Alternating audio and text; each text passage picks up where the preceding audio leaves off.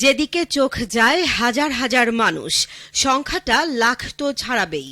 রাজধানীর পল্টনে জামাতে ইসলামীর নেতৃত্বে ৮ দলের সমাবেশ ইতিহাস হয়ে থাকবে। ৫ দফা দাবি আদায়ের এই সমাবেশের অন্যতম দাবি জুলাই সনদের আইনি ভিত্তি এবং নির্বাচনের আগে গণভোট। কিন্তু এতে রাজি নয় বিএনপি। প্রথমত, ঐক্যমত কমিশনে শুরুতে এই দুটি বিষয়ে রাজি ছিল না বিএনপি। পরে অন্যান্য দলের চাপের মুখে বিএনপি রাজি হলেও শর্ত জুড়ে দেয় একই দিন হতে হবে গণভোট ও নির্বাচন। এখানেই বিষয়টি স্পষ্ট।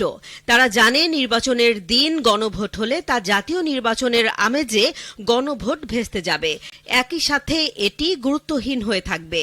ফলে এমন একটি শর্ত দেয়া হয় এবং সেখানেই তারা অনড় থাকে। আর এ নিয়ে বিএনপির সাথে জামাত, এনসিপি সহ অন্যান্য রাজনৈতিক দলগুলোর দূরত্ব বাড়ছে। উত্তপ্ত হচ্ছে রাজনীতির মাঠ। এখানেই সবচেয়ে বেশি শঙ্কা তৈরি হচ্ছে আগামী নির্বাচন নিয়ে। গুঞ্জন রয়েছে এই রাজনৈতিক সংকটের মধ্য দিয়ে ১-১১ ফেরার সম্ভাবনা সবচেয়ে বেশি। এই সংকট নির্বাচনকেও বাধাগ্রস্ত করবে। একদিকে বিএনপি জামাতের তুমুল দ্বন্দ্ব, অন্যদিকে আওয়ামী লীগের লকডাউন কর্মসূচি ঘিরে সহিংসতা। সব মিলিয়ে দেশের রাজনৈতিক এই সংকটে ১-১১ ফিরে আসার সম্ভাবনা দেখছেন বিশ্লেষকরা। তারা বলছেন সেনাশাসন ফিরে আসলে সবচেয়ে বেশি ক্ষতিগ্রস্ত হবে বিএনপি। তাদের মামলাগুলো আবার আগের মতো সক্রিয় হয়ে যাবে। এর মধ্য দিয়ে ফিরে আসবে আওয়ামী লীগ। দলটির কার্যক্রমের ওপর নিষেধাজ্ঞাও উঠে যাবে।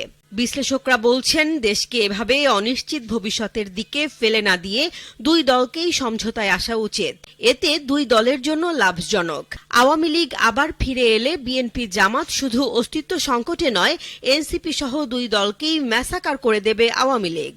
কারণ এবার ফিরে আসলে সবার আগে জুলাই আন্দোলনের প্রতিশোধ নেবে দলটি। আপনি কি চান আওয়ামী লীগ আবার ফিরে আসুক? প্রিয় দর্শক, জানাতে পারেন কমেন্টে।